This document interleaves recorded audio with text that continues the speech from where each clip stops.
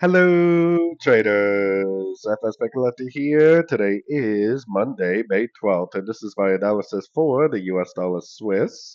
If you haven't done so yet, definitely do check out my free Discord channel. It's a link down here in the corner at the end of the video.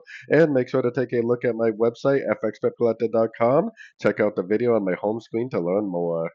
So anyways, the US dollar Swiss pushed up very hard since market open, but I wanted to start off on the daily time frame just to show you that unless it goes all the way up here, the daily is down.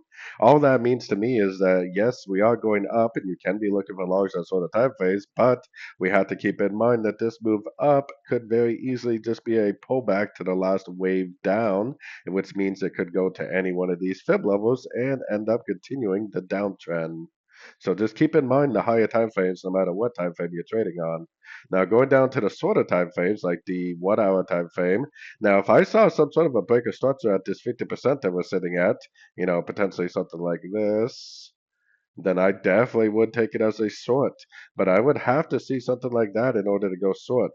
Because yes, it may bounce from this area, it may go down, but unless it makes a significant break of structure, you should probably be focused on longs unless it holds this 50% and makes that double top break of structure that we always look for.